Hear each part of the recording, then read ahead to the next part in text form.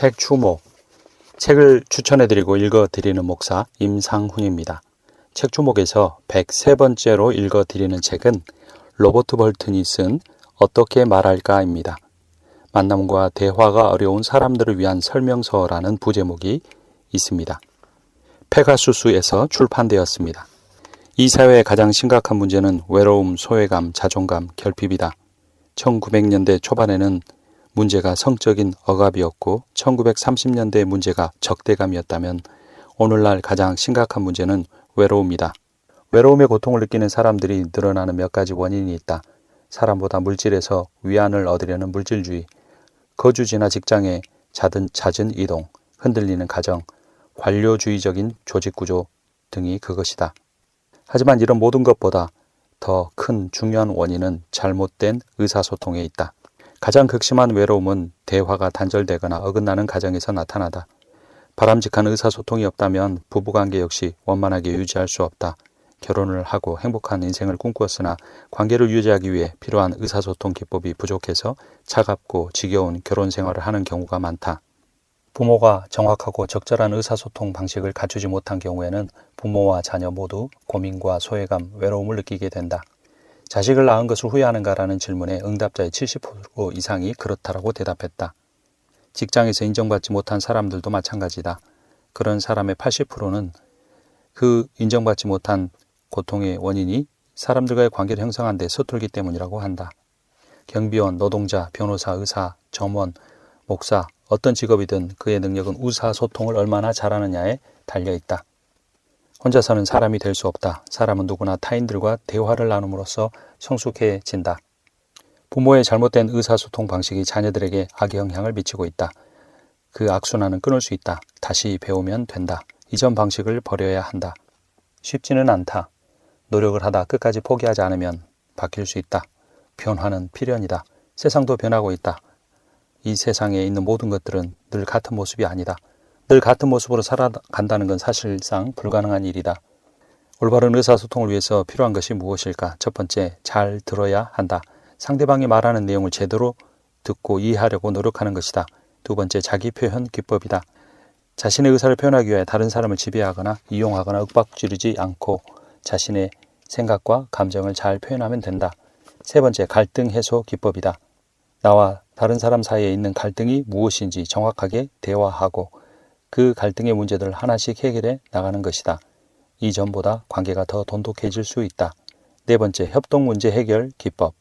당사자들끼리 서로의 원하는 것을 말하고 당사자들 모두를 만족시켜야 한다는 원칙을 세우고 문제를 해결해 가는 것이다. 왜 대화가 잘 이루어지지 않는 것일까? 질문은 좋은 것이다. 하지만 단순한 질문은 오히려 진정한 대화를 가로막기도 한다. 날마다 부모는 이렇게 묻는다. 오늘 학교에서 어땠니? 그러면 자녀는 이렇게 대답한다. 좋았어요. 과도한 질문은 대화를 더욱 매빠지게 할 뿐이다. 질문은 직접적인 의사 표현보다 훨씬 더 비효율적이다. 상대방에게 질문하려고 하기보다는 자신의 생각을 먼저 정확하게 말하는 것이 좋다. 듣는 것이 매우 중요하다. 서로와의 대화 중에 쓰기가 9%, 읽기가 16%, 말하기가 30%, 듣기가 45%라고 한다. 정확한 의사소통을 위해서 가장 중요한 것은 듣기이다. 친구 사이의 신뢰, 가족 간의 친밀감, 업무의 효율성이 듣는 능력에 달려있다. 상대방이 한 말을 들은 직후에 그 내용의 절반만 기억한다. 상당히 집중해서 들었다고 해도 마찬가지다. 기억하고 있던 내용의 대부분은 8시간 내에 잊어버린다. 한 귀로 들어왔다 한 귀로 나간다는 의미이다. 단순히 듣기와 귀를 기울여 듣기 사이에는 큰 차이가 있다. 들을 때 허리를 세우고 몸을 약간 앞으로 당기면서 상대방의 말에 경청해야 한다. 사람은 눈으로도 말한다. 내가 상대방의 말을 귀 기울여 듣는지 안 듣는지 사람은 내 눈을 보면 안다. 사람의 눈은 혀만큼이나 많은 이야기를 한다고 한다. 눈의 언어는 사전 없이도 전 세계 어디서나 통하기 때문이다. 훌륭한 청자는 화자가 말한 내용뿐만 아니라 화자의 감정도 듣는다. 말을 문자적으로만 이해하는 것이 아니라 그 말을 하고 있는 사람의 감정이 어떠한지 주의를 기울이는 것이다. 상대방의 말을 듣는다는 것은 상대방과 심리적 동행을 한다는 것이다. 반박하기 위해서 듣는 것이 아니라 그에게 동의하기 위해서 듣는 것이다. 표정이나 목소리, 몸의 자세, 활기의 정도를 통해 우리는 더 잘 들을 수 있다. 이런 말을 하면서 들으면 더욱 좋다. 이야기하고 싶은 마음이 있니? 그랬구나. 계속 이야기해봐. 상대방이 망설인다면 무엇을 이야기할지 생각할 시간을 준다. 눈을 맞추고 상대방에게 관심과 흥미가 있다는 태도를 취하면 된다. 상대방에게 주목한다. 상대방을 관찰한다. 상대방이 전달하는 내용에 대해 생각하며 듣는다.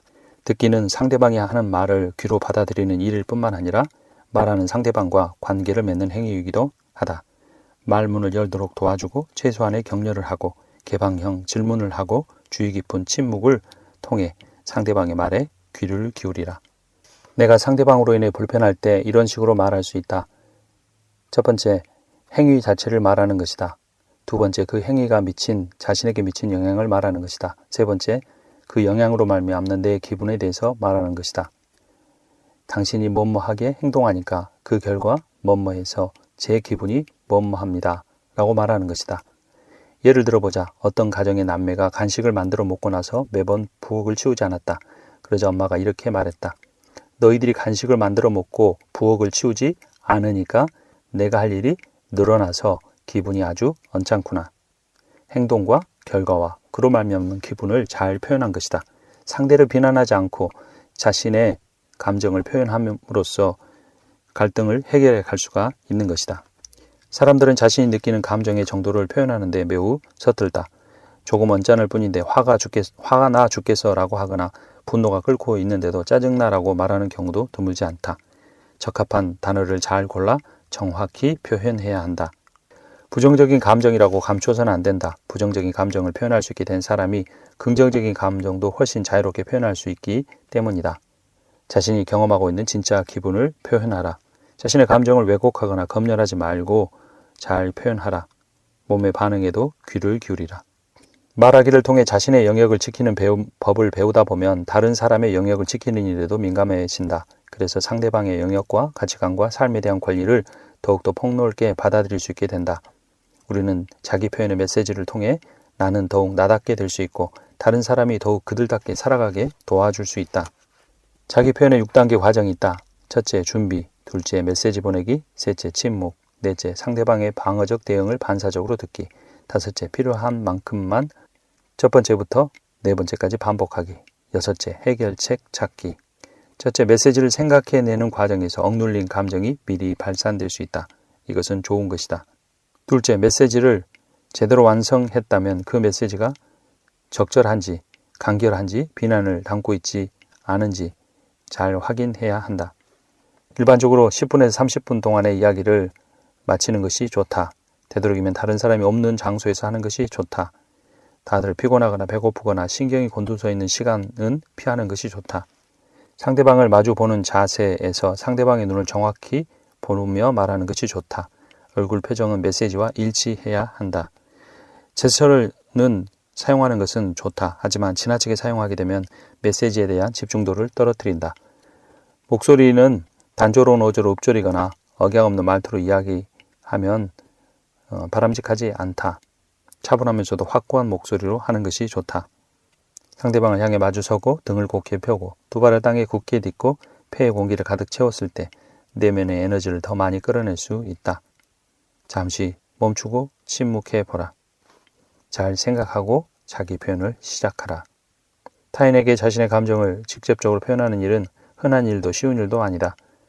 하지만 자기 표현이 감정적으로 벌거벗는 것이 아니다. 어떤 상황에 대한 심정을 진실하게 표현하는 것이다. 자기 영혼의 울림을 비밀로만 간직해서도 섣불리 밖에 내서도 안 된다. 오직 믿을 수 있는 형제에게만 그 마음의 울림을 고백하라. 진정한 자기 표현은 타인에게 감사하는 마음도 자유롭고 긍정적으로 표현하는 것이다. 서로의 감정이 고갈되었을 때는 말하기도 멈추는 것이 좋다. 가끔씩 우리는 일부러 다른 사람으로부터 고립되는 시간을 갖는 것도 좋다. 내가 아무리 말해도 바뀌지 않을 사람이라면 대화하기를 멈추는 것도 나쁘지는 않다. 해로운 관계를 과감히 끝내는 것이 현명한 선택일 수 있기 때문이다. 첫 번째, 다른 사람의 말을 먼저 경청했고 두 번째, 자신의 생각을 자기 표현을 통해 잘 드러내었다면 세 번째, 갈등을 해소하는 일이 필요하다. 갈등을 해소하는 방법 중에 좋은 것은 협동문제 해결법 6단계이다. 첫째, 해결책이 아니라 필요성을 중심으로 대화하라. 브레인스토밍으로 해결책을 여러 가지를 말하고 메모하라. 세 번째, 양 당사자가 만족하는 해결책을 선택하고 그 결과를 확인하라. 네 번째, 누가 무엇을 어디에서 언제까지 할지 정하라. 다섯째, 계획을 실행에 옮기라. 여섯째, 문제 해결 과정과 해결책의 효과를 평가하라. 이 과정 중에서 브레인스토밍은 매우 중요하다. 문제를 해결할 수 있다고 생각되는 아이디어를 짧게 계속해서 반복적으로 내놓는 것이다. 브레인스토밍 할 때 중요한 것은 질이 아니라 양이다. 어떤 의견이든 말하고 그것을 기록하라. 평가하지 마라. 평가는 창의성을 억누른다. 자신의 브레인스토밍 의견에 대해 구체적으로 설명하지 마라. 간단하고 신속하게 아이디어를 내고 더 많은 아이디어를 적는 것이 중요하다. 엉뚱한 아이디어도 부끄러워하지 마라. 엉뚱한 아이디어가 모두 다른 사람들에게 동의를 얻어 채택될 수도 있기 때문이다. 다른 사람의 아이디어에 편승하라. 자신과 조금 다르지만 조금 더 좋은 의견이라면 따라가는 것도 지혜이다. 아이디어를 모두 메모해라. 아이디어를 낸 사람의 이름을 따로 적어두지 마라. 말하는 기법이나 경청하는 기법 모두 중요하다. 하지만 기법이 전부는 아니다. 의사소통에서 가장 중요한 것은 진실성이다. 소유하지 않는 사랑과 공감 능력이 중요하다. 먼저 진실성이란 자신의 감정, 욕구, 생각을 솔직하고 꾸밈없이 표현하는 것이다. 자신의 감정을 잘 알고 적절한 때 그 감정을 표현한다. 진짜 생각, 기분, 가치관, 동기를 숨기지 않는다. 자신을 제대로 알기는 어렵다. 그러나 자신을 알아야 표현할 수 있다. 그런 능력은 키워갈 수 있다. 자신의 내면에서 느껴지는 기분을 무시하지 않는 것이 첫 출발이다. 사람들은 자기 내면의 충동을 무시한다. 분노나 성적인 욕구, 환상들을 부끄럽게 생각한다. 하지만 이것은 인간의 자연스러운 성향이다. 자신의 생각과 느낌을 부정하거나 사악하다고 여기지 마라. 자신이 겉으로 쓰고 있는 가면과 자신의 실제 모습을 비교하며 스스로 위협하지 마라. 그럴수록 자기 수용 능력이 점점 약해진다. 진실성 다음으로 중요한 것은 소유하지 않는 사랑이다. 이 사랑은 존중, 용인, 호감이다. 필리아는 우정이다. 에로스는 이성적 사랑의 충동이다. 아가페는 다른 사람이 행복하기를 바라는 마음이다. 반드시 좋아해야만 사랑할 수 있는 것은 아니다. 좋아하는 것은 좋아하는 사람만 좋아할 수 있지만 사랑이란 마음에 들지 않는 사람에게도 할 수 있다. 사랑은 감정이 아니라 의지이기 때문이다. 애정을 느끼는 것이 사랑이 아니라 그들의 행복을 원하고 찾아주는 것이다. 사랑은 감정이나 기분이 아니다. 감정이 사랑을 만드는 것도 아니다. 사랑은 상대에게 책임감을 느끼는 것이다. 이런 것을 의지적 사랑이라고 한다. 진정한 사랑은 차이를 존중한다. 진정한 사랑은 관계의 예의, 즉 거리를 유지한다. 다른 사람의 사생활을 침해하지 않는다. 억지로 밀고 들어가지 않는다. 그런데 부모들은 대개 자식의 삶을 들여다보고 싶은 유혹을 느낀다. 자신에 관한 모든 것을 숨김없이 이야기해주기 바란다. 그러나 자녀라도 사적인 영역이 필요하다. 비밀스러운 것을 지켜줘야 한다. 탐정처럼 숨어서 지켜보지 마라. 비밀을 갖는 것, 그 비밀을 지키는 방법을 아는 것, 그 비밀을 포기하더라도 오직 자신의 의지에 따라 포기하는 일은 하나의 인격체를 완성하는 첫 단추이다. 진정한 사랑은 타인의 삶의 비밀 장소를 침범하지 않는다. 사랑은 상대방이 어려울 때 함께 있어주는 행위이다. 사랑은 예의다. 사랑은 가까우면서도 거리를 유지하는 일이다. 공감 능력도 중요하다. 공감이란 상대의 내면을 느끼는 일이다. 옳고 그름을 판단하지 않고 이야기를 편견 없이 들어주려면 그 사람의 말에 공감해야 한다. 냉담은 관심이 없는 것이고 동정은 불쌍히 여기는 것이고 공감은 상대의 감정을 똑같이 느끼는 것이다. 그러므로 공감에는 선택적 냉담함이 필요하다. 사람들은 누구나 진실성, 사랑, 공감을 표현할 수 있는 자질을 어느 정도 가지고 있다. 사람은 누구나 타고난 사회적 감정, 뿌리칠 수 없는 공감의 특성을 가지고 있다. 의사소통 기법을 아무리 정교하게 만든다 해도 진실성, 사랑, 공감을 대체할 수는 없다. 그러나 이런 자질들을 더욱 효과적으로 사용할 수 있도록 도와줄 수는 있다. 이 책에서 배운 의사소통 기법을 책으로 읽지만 말고 실제 생활에서 작은 것 하나라도 적용해 보기를 바란다. 어떻게 말할까? 책 추목이었습니다.